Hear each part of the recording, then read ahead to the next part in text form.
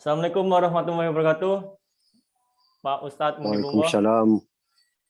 Waalaikumsalam warahmatullahi wabarakatuh. Baik, pada hari ini Pak Ustadz, saya Alkaf dari mahasiswa UIN Malang, S2.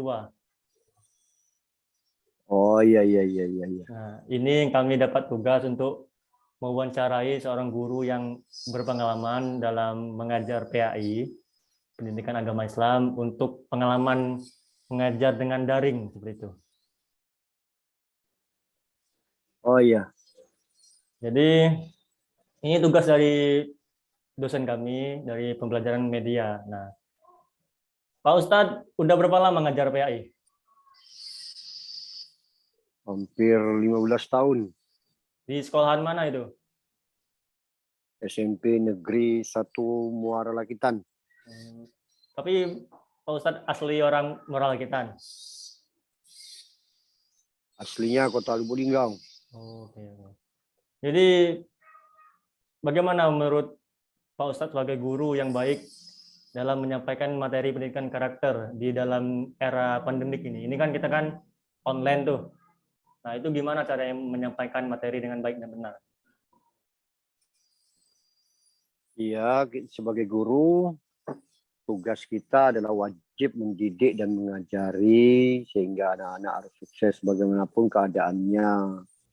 Walaupun dalam suasana pandemi atau yang dikenal dengan COVID-19, anak-anak tetap wajib belajar melalui jarak jauh atau melalui online kata sekarang atau daring itu sebutnya.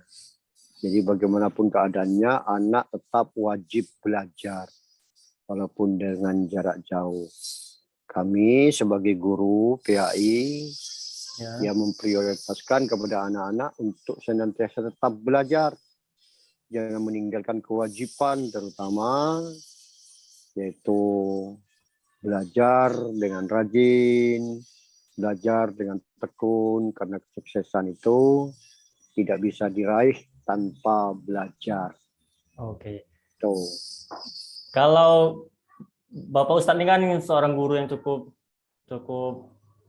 senior gitu ya, dan tentunya mengajar dengan dunia pandemik ini kan dengan era digital, ada kesulitan nggak dari mengajar lewat laptop atau lewat HP seperti itu?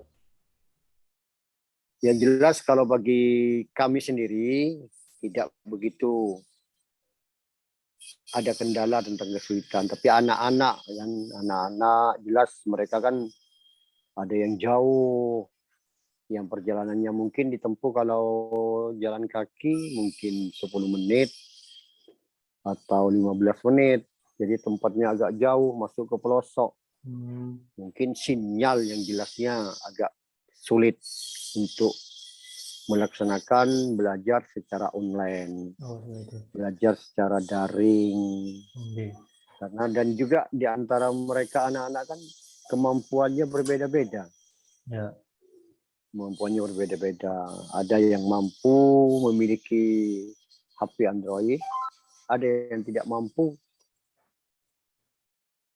berkumpul bersama kawan-kawannya di satu tempat. Kami sampaikan anak-anak besok kita belajar ini, sampaikan anak-anak harus kumpul di satu tempat. Bagi yang mampu untuk menyediakan itu untuk belajar secara online, dan mereka bisa membuka online secara melalui HP yang mereka punya. Nah itu karena kemampuan mereka kan berbeda-beda. Gitu. Kalau menurut pengalamannya Bapak, lebih mudah mana mengajar PAI melalui daring atau melalui offline? Ya sebenarnya lebih mudah tatap muka sih. Kita bisa melihat karakter anak-anak masing-masing. Gitu. Jadi untuk pembelajaran daring, untuk melihat karakter anak-anak itu seperti apa Pak caranya? Untuk melihat karakter anak-anak secara daring atau offline ini ya kita ini melihat kesungguhan mereka. Betul. Kesungguhan mereka dalam belajar, dalam membuka akses untuk belajar secara offline atau daring ini. Kalau mereka sungguh-sungguh benar, Pak, kapan kita mulai lagi? Nah, itu mereka selalu bertanya, kapan Pak kita belajar lagi, kapan Pak kita belajar lagi. Itu baru tahu. Tetapi kalau secara tatap muka kan kita tahu wajah-wajah mereka itu. Ada yang sungguh-sungguh, ada yang agak malas. Itu pun juga faktor mungkin. Faktor perjalanan mereka. Jangan dikira anak-anak yang malas, pecahnya di sekolah itu kan bukan karena ketidakmampuan, mungkin karena dia capek dalam perjalanan dengan jalan kaki, ada yang pakai sepeda motor, mereka kan kendala di tengah jalan itu. Jadi maka lebih enak tatap muka daripada secara daring. Dan kita bisa memberikan teguran baik secara lisan. Boleh sih kita mukul anak tapi dengan kasih sayang, mencubit anak dengan kasih sayang. Jangan, tidak boleh kita nyotos ninju, itu perasaan dengan perasaan yang kasar itu kan anak-anak juga menerima dia dengan kasar. Kalau kita menegur dengan tangan, menegur dengan lisan, dengan kasih sayang, insya Allah anak juga menerima, merasakan dia rasa kasih sayangnya. Oke. Tapi kalau kita mukul dengan perasaan kasar, jiwa kasar, maka anak akan menerima kasar juga. Itu. Jadi untuk mengetahui karakter lebih bagus tatap muka daripada secara online atau daring ini. Semoga tahun depan udah mulai tatap muka, Pak ya. Iya. Karena kabarnya corona udah hilang seperti itu. Kurang-kurang kuat suaranya? Ya, semoga tahun depan corona udah mulai hilang karena kabarnya kan corona itu iya, udah hilang. amin. Ini kan memang sudah berangsur-angsur sudah hilang ini sebenarnya ini. Tapi hanya perasaan saja sih.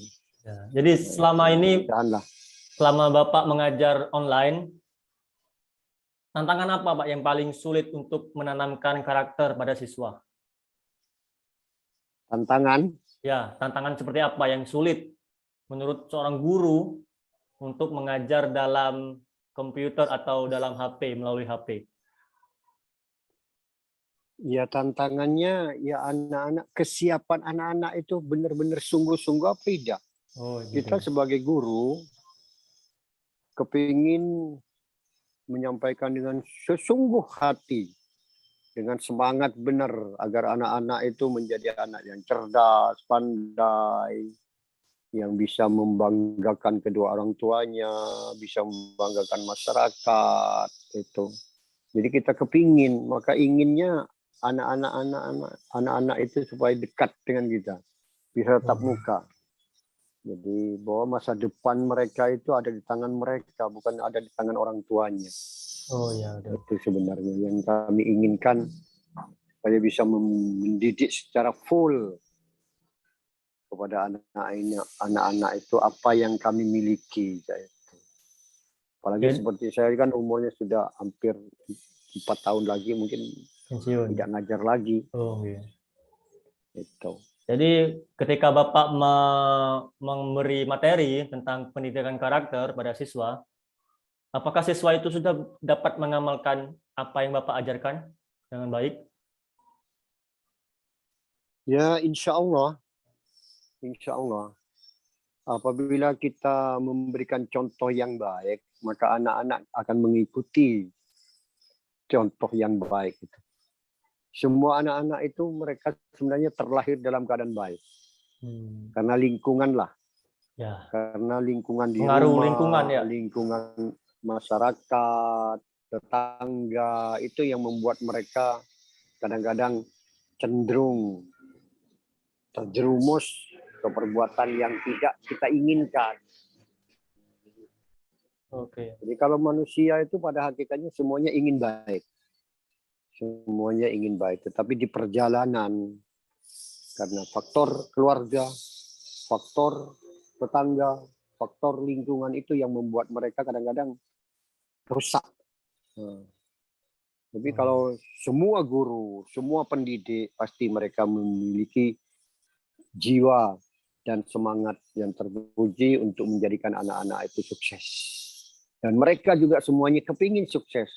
Ya, tapi betul. Karena mereka belum tahu masa depan itu ada pada siapa, maka kita perlu sampaikan anak-anak, masa depan kalian ada pada kalian. Maka kita sebagai guru memberi contoh yang baik.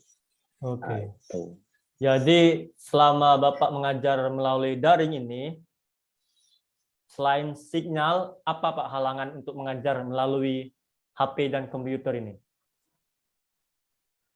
Ya kalau sinyal itu yang nomor keberapa sih? Yang nomor 1 itu masalah materi sebenarnya. Oh gitu.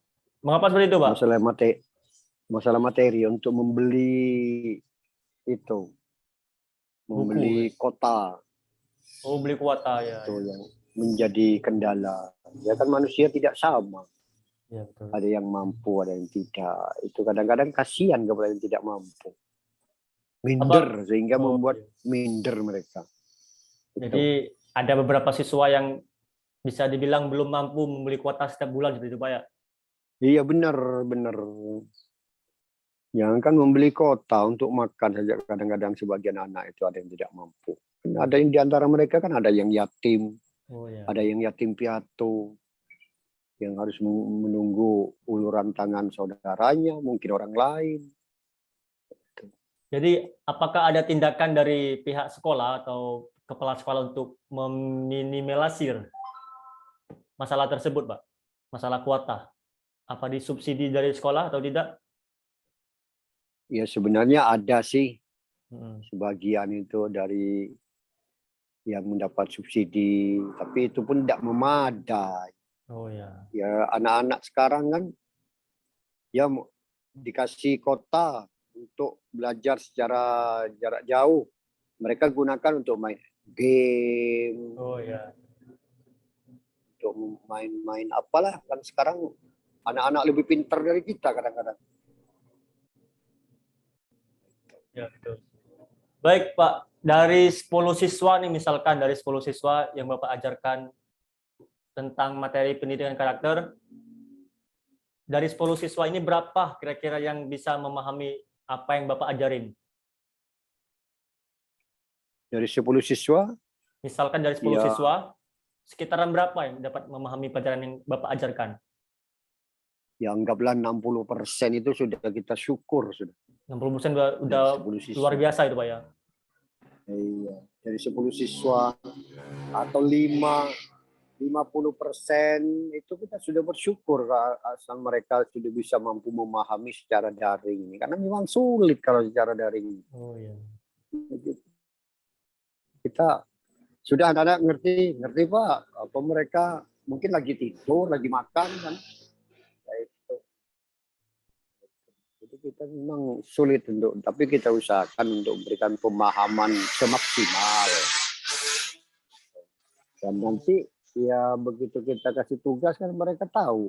Dan dari itu, paham dari atau tidak jawaban mereka tahu atau tidak, ya kan kita tahu. Nah itu. Walaupun ya zaman sekarang kan kita tidak tahu dia buka Google ini itu dan lain sebagainya. Itu bukan masalah. Yang penting kita nanamkan kepada anak-anak untuk karakter supaya sikap untuk tetap belajar dan optimis menjalani hidup dalam kehidupan pendidikan, terutama di SMP Negeri Muara Lakitan. Oke.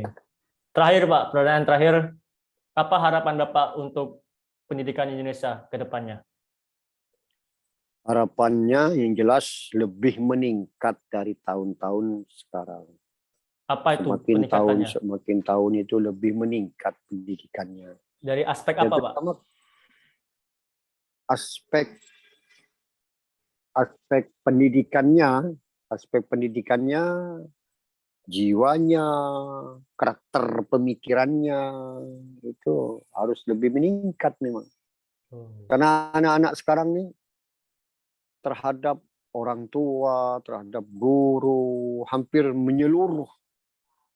Jadi sudah agak turun, ibaratnya itu moralnya udah mulai hilang. Moral, ya, hormat kepada guru itu sudah agak kurang. Dan Rasul pernah irhamu man fil ardi yamharkum man fis sama. Hormati siapa yang di bumi, maka yang di langit akan menghormati kalian. Jadi tanamkan kepada anak-anak itu karakter hormat kepada siapa saja.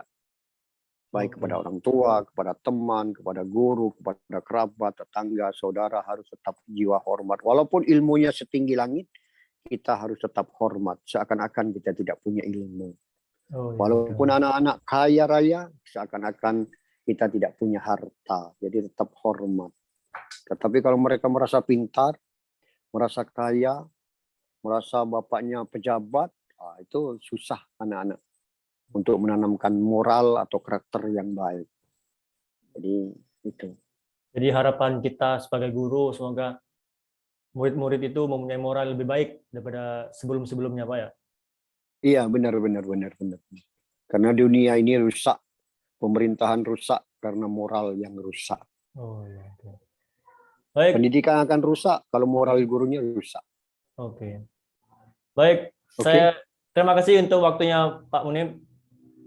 oke, sama-sama. Terima kasih sudah Semoga meluangkan sukses nak waktu, ya. telah meluangkan waktu berbicara dengan mahasiswa UIN Malang.